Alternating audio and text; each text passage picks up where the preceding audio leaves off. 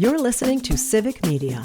You can tune into any of our live shows on any radio station across the state with the Civic Media app. Find us in your phone's app store and listen anytime, anywhere.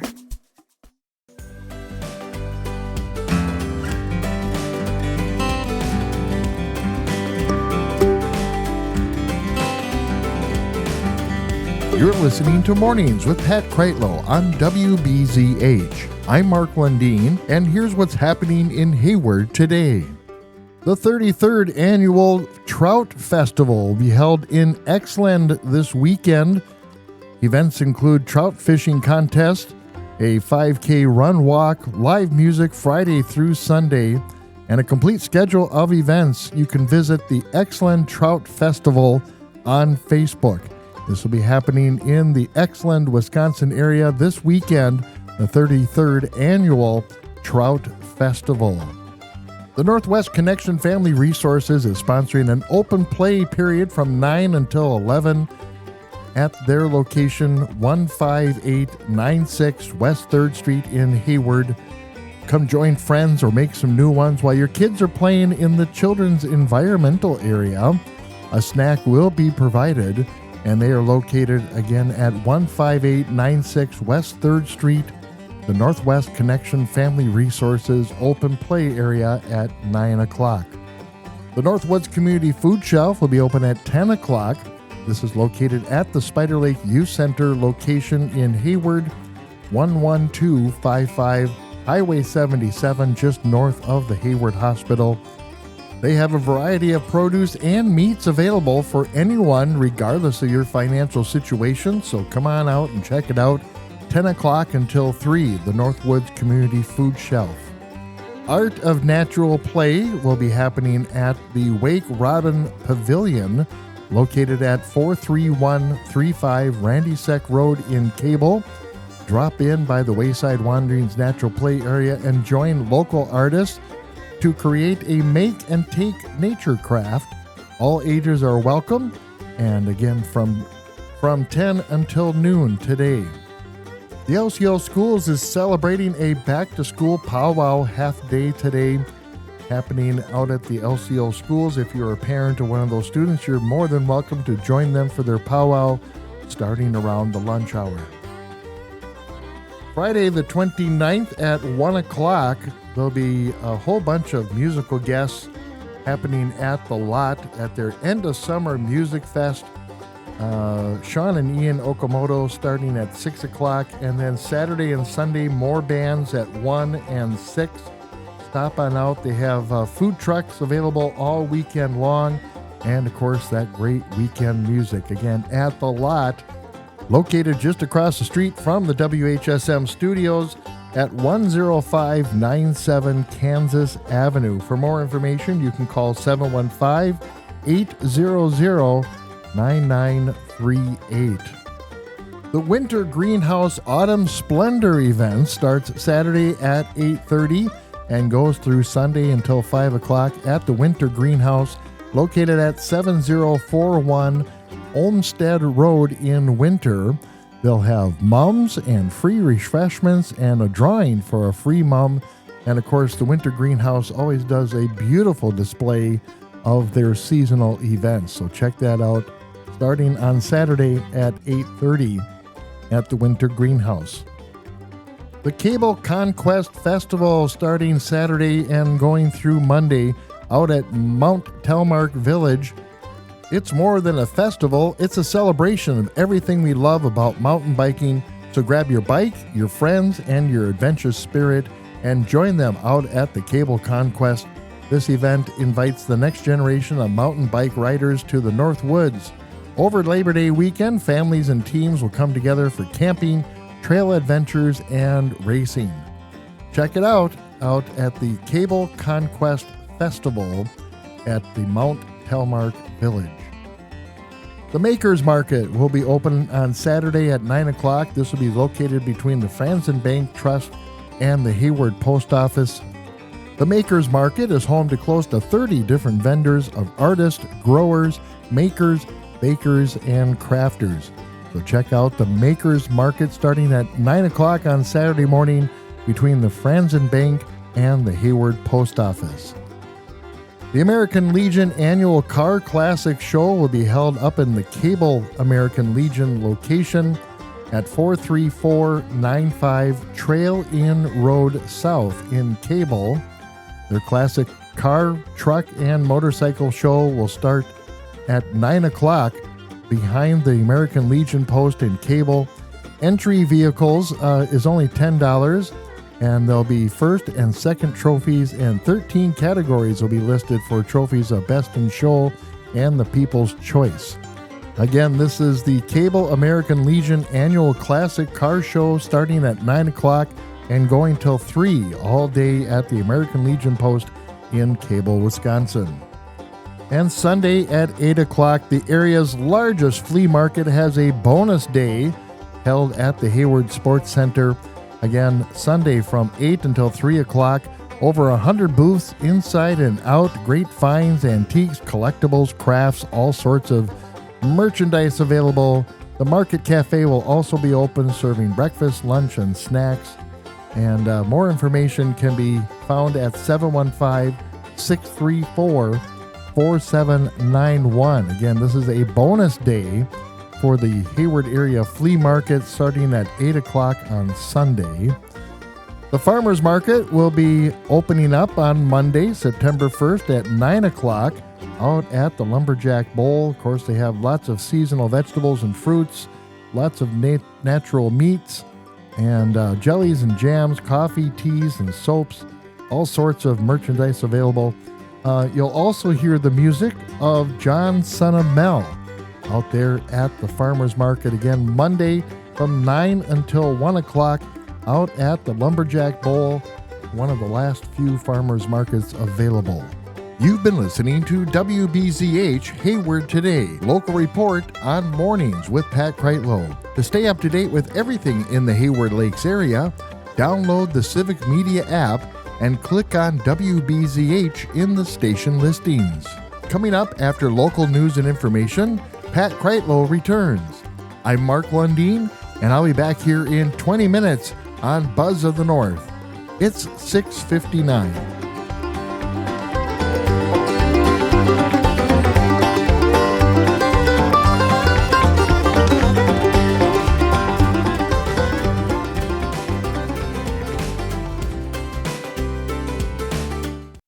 You're listening to Civic Media. Stay up to date on the latest news and information for your local community and Wisconsin by signing up for our free email newsletter. Visit civicmedia.us/email to get started.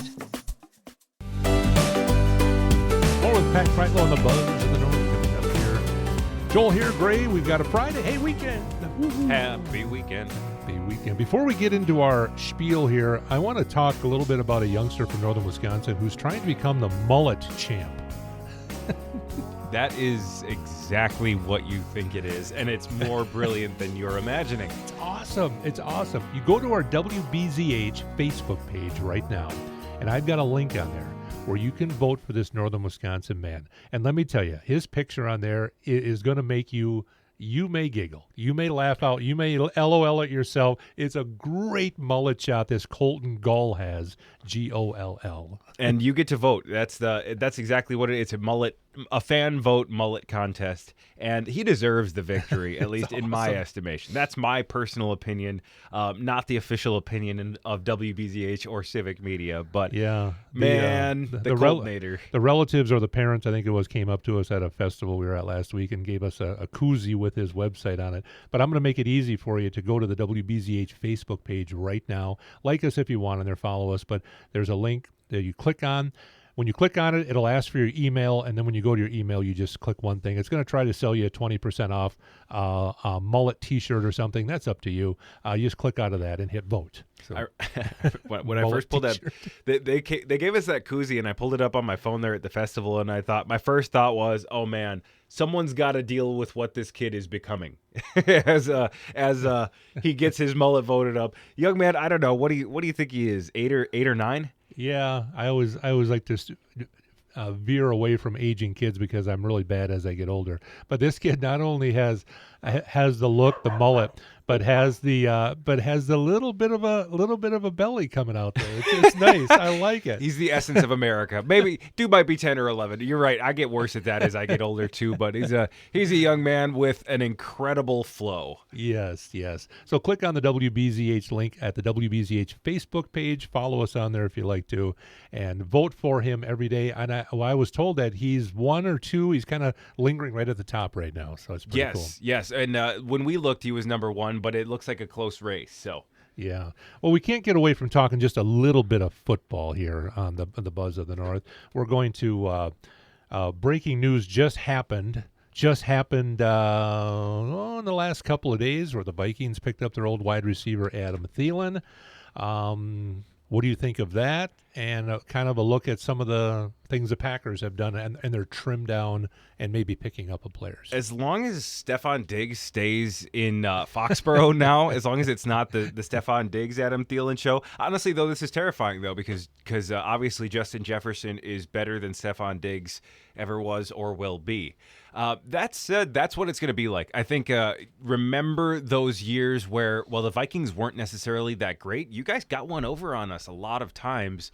Those two guys were why. It was a weak era of our cornerbacks, and that's right where we are again, by the way. The Packers, the final roster in Green Bay, no surprise to anybody, including that we are thin, even with keeping as many defensive backs as we did. I don't remember if it was 10 or 11 offhand, but it's still going to be thin. I'm still terrified. The names we have in the corner room are not good. We need a guy. We're going to need a guy sometime soon. Yeah, I mean, the Packers, you need Golden. You need him to be golden. I mean, you really do. If he doesn't pan out to be, a top 10, 15 receiver in the NFL, it's going to be right back to where we were. People are going to be like, why can't we get a wide receiver here? Alternatively, if the defense can get off the field quickly, the offense can pick up their own slack, basically. If the offense can't produce, they or the defense will have to make up for that lack. And obviously the offense making up for their own failure is a pretty tough ask. So that either looks like playing from behind and looking at a different playbook that might be more successful, like we saw a lot with Aaron Rodgers, or it might look like the defense just making sure the offense has as many tries as possible. That, frankly, is more likely to succeed and is also more likely to be what happens based on the defensive statistics that the Packers put up last year. Jeff Hafley poised to go big this year. I'm hoping the Packers' defense is the story. I'm hoping. Yeah, I mean, the Packers, of the 4 teams in the NFC North Division, the Packers are the best well-rounded team. I think they're pretty good at everything. There's nothing that they're really bad at, or you say like, oh, that's got to get. The Vikings have always been the offensive line. They're just like, can we please get someone to block?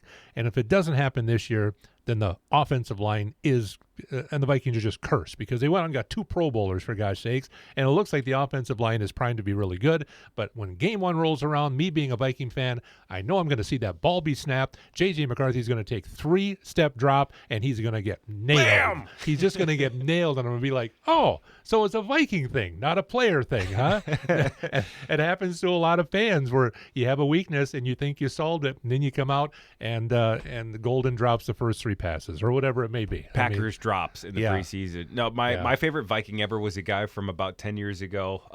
That was about when he joined the team. He was there for way longer than most fans would have wanted him. Guy by the name of Phil Lodeholt. Oh, yeah. Oh, yeah. Everybody knows Phil Lodeholt. False start, Phil Lodeholt. Phil, You are a better football player than anyone in my whole family will ever be.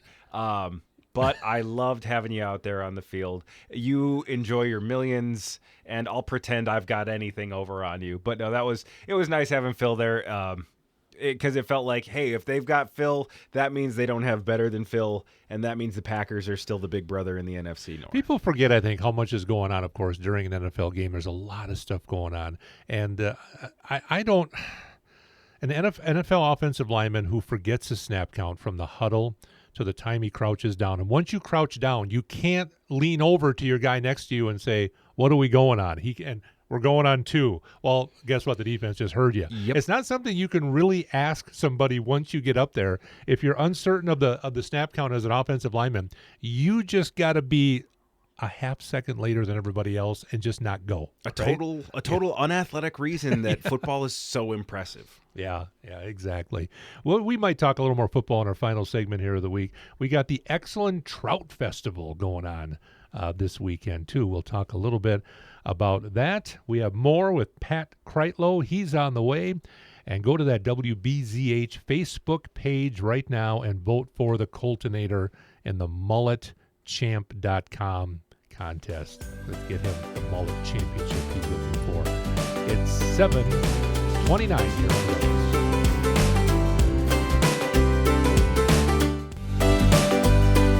Our Lord Pat Kreitlow coming up here on the Buzz of the North, WBZH, Joel and Gray on a Friday morning. Looking forward to a beautiful weekend here in the Northwoods. Temperatures in the 70s or so.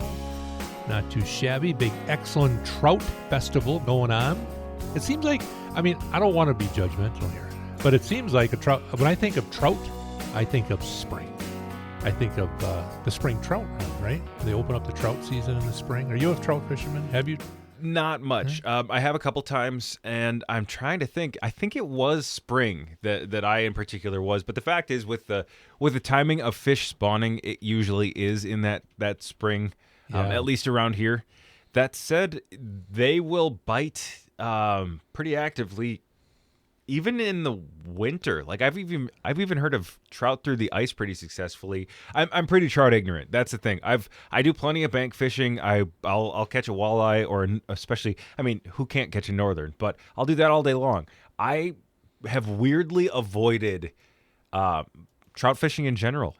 Hundreds and hundreds of hours, but probably only about 3 or 4 of those. Trout season runs through October 15th in Wisconsin. I grew up in an area where we didn't have a lot of lakes. So I think people listening right now, if you grew up in another part of the state where maybe a lake wasn't there, we had a lot of rivers where I was. And so people, I remember a couple different times going with friends on the opening day of trout season.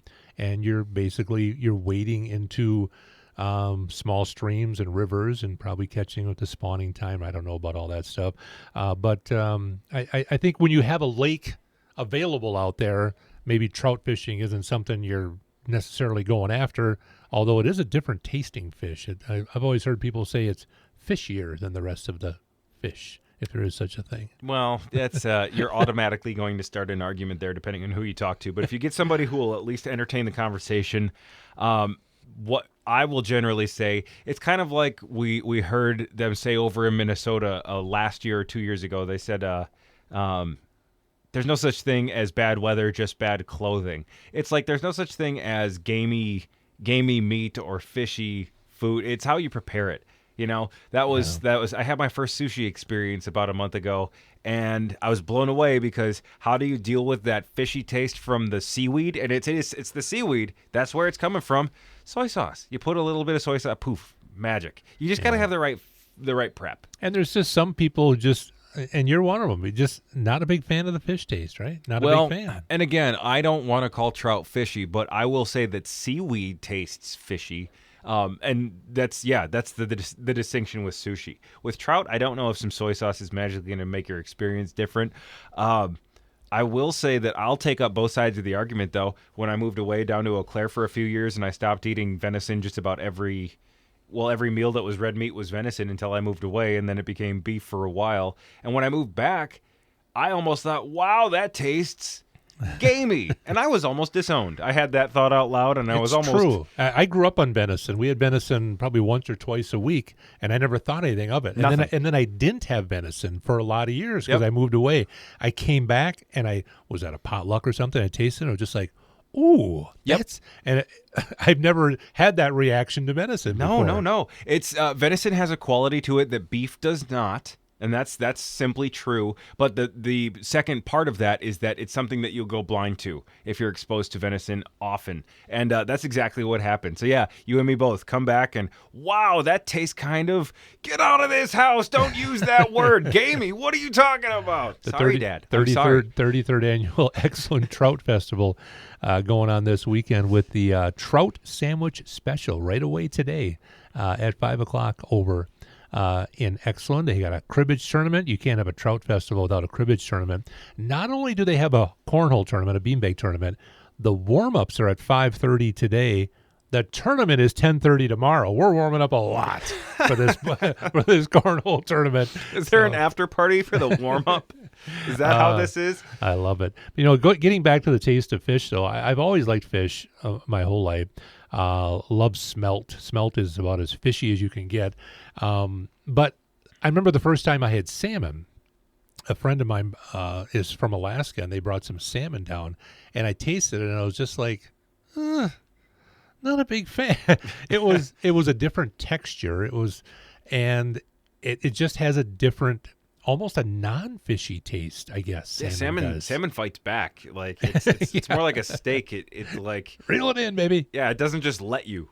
Salmon's got a little bit of but there's a lot of it. When you meet someone and they have salmon, they don't ever have just a little bit of salmon. They've got a friend of mine fished in Alaska, and here's 10 pounds of salmon. You want some? It's like the only time I've ever experienced anything like the drug deals you see on Narcos is like I got some smoked salmon in a vacuum sealed package, and it's like it's always that it's a slab. It's never like because I mean like anything else like that, a delicacy. Delicacies come in small packages, expensive packages, but salmon we smoke ourselves, so we'll buy it cheap and we'll give it away big. But the best part is when you give somebody smoked salmon, it's probably gone by the time you leave their house. You share it. Yeah, smoked salmon's magic. Put it on a cracker, put it on whatever you want to put it on. But you're right, the expectation factor is big because like if you buy a lobster for $40 at a fancy restaurant, and then you got to work to break it open, and there's like a combination code on one of the legs, and you snap it. Yep. By the time you get to that meat of the lobster, it's going to be good, because if I'm going to pay this much and spend this much time, I'm not going to admit that I don't like it. It's good. That's like, so I don't like lobster as much as most people do. I enjoy it, but I'm not willing to work that hard to get the food, then work that hard to pay off the loan I took out to buy the food. And it's like, okay, this is good. Yeah. So I'm aware that I don't take it in the same way, but I'm not taking it in at all if you're going to make me swing my ball and chain around just to get it. Yeah, I had a live Maine lobster that literally came out of the ocean that day when I was younger, and it was so good. Ooh, I would try that. That would so good. I would definitely give that a fair shake. Chris Cruzy tonight on stage for Exelon Trout Festival. You can check out all the events going on. This weekend, Exelon Rod and Gun Club on Facebook, and there's a listing of all the events. And the Smoking Loons are playing also. Live music. There you go. I'm picturing a raspy loon call. Have a good weekend, Gray. I was going to try to make a noise. You have a good weekend, too, Joel. Bob Seger, maybe, by the Smoking Loons. Good on the night moves. Pat Kreitlow's kicking us out. He's next. Have a good weekend, everybody.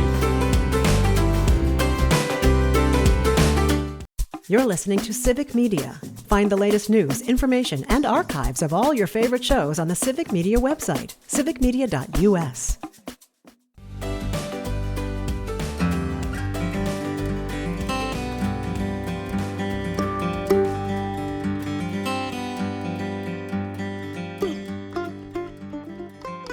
You're listening to Mornings with Pat Kreitlow on WBZH.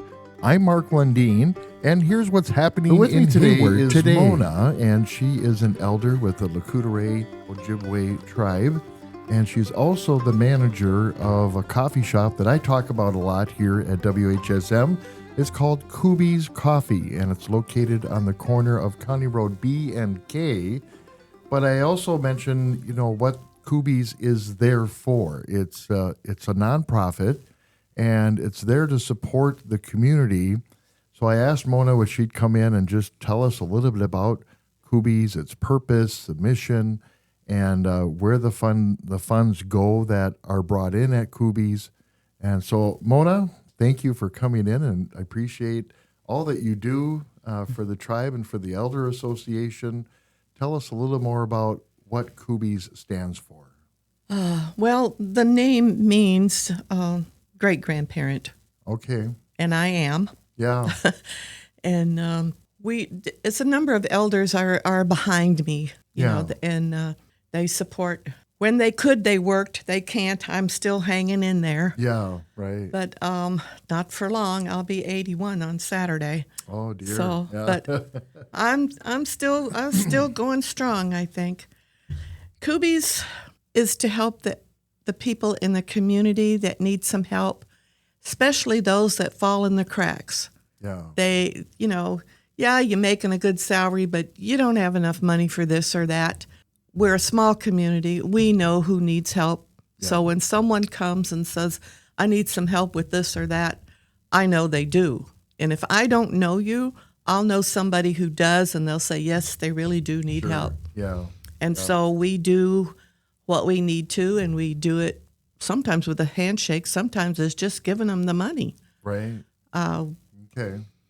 And it's all different ages in the community. It's not just the elders that you're helping. It's the elders who are supporting the program. Well, if it were. The latest thing that I've done is there's this woman has a child that's interested in theater arts.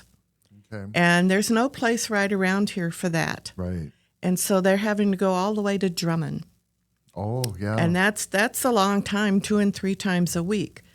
So Kubi's helped with gas money for that. Okay. And then she came back and she showed me pictures of where her child, is maybe 12 years old, was in a play, and a long play. It was a 3-hour play. And I mean, the mother was just in tears, so excited. That's why I do it. I love seeing that. It's wonderful. Yeah. So it's not always a hardship thing. I mean, all that gas is a hardship, but it's not like something really tough. And we give $50 for every LCO graduate. Okay. And one year that was pretty tough. There was a lot of graduates. There were year. 33 graduates. Yeah. That was kind of tough, but I enjoy that, and I couldn't do it without the people that come in. Yeah. I can't call them customers. I have to call them family. Yeah. They are so nice, and there's quite a few that they come in every day. It's like family. Yeah. And I really enjoy spending time with them when I can. Mm-hmm. And the people that come in are so generous. It makes me feel good that there's good in this world. Yes. As much ugly stuff goes on, there's a lot of good people here. Yeah. Because even the tips that we get goes into the pot. Okay. So when I say we don't get paid, not a penny. And a lot of times I'll just, I know we need this, and I'll just add to it. Yeah. To help. So we're talking about Kubi's Coffee. It's a little coffee shop on the end of a strip mall that has many different tenants next door, fireworks and different things. But it's right in the corners of B and K, and you run this coffee shop there. And tell us a little bit more about the coffee shop and what you offer. Well, we have espresso coffees, and if I have the ingredients, you tell me what you want, and we'll put it together. Yeah. I have brewed coffee. I have homemade sodas. Not you mix 2 flavors together, and we'll make a soda out of it. Yeah. I have smoothies, and I have nothing is pre-mixed. Yeah. If you get a smoothie, you're going to get fresh frozen fruit. Yeah. And the milk and whatever else goes in the smoothie you want. We have ham and turkey sandwiches. I buy a bone-in ham. Yeah. And we slice that up, and the bits and pieces that don't get sliced up gets in the bean soup. Yeah.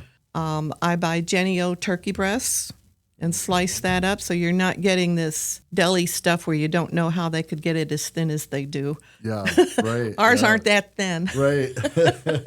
And it's all homemade right all there homemade. On the site. It's not. And one of the fun things is we have our own garden now.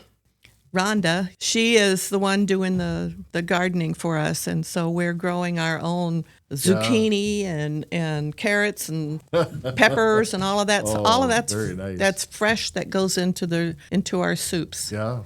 We do our own bakery. We bake from scratch. The stores in town have the large cookies that cost you $2.50. Yeah, right. We have the large cookies, and it costs you $1. Yeah. Well, very nice, Mona. Thank you for coming in and chatting with us about what Kubi's is and the purpose and the mission. And I always say we got to pay you someday, but you won't take it. You won't take a pay. No. It's all volunteers. So Yes. even the lady in charge. So I get paid by the smiles Yeah. and the thank yous and things like that. That's payment. That's enough. thanks, Mona, for coming in. Appreciate it. Thank you. You've been listening to WBZH Hayward Today, local report on mornings with Pat Kreitlow. To stay up to date with everything going on in the Hayward Lakes area, download the Civic Media app and click on WBZH in the station listings. Coming up after local news and information, Pat Kreitlow returns. I'm Mark Lundeen, and I'll be back with more Hayward information Monday morning. It's 8:29.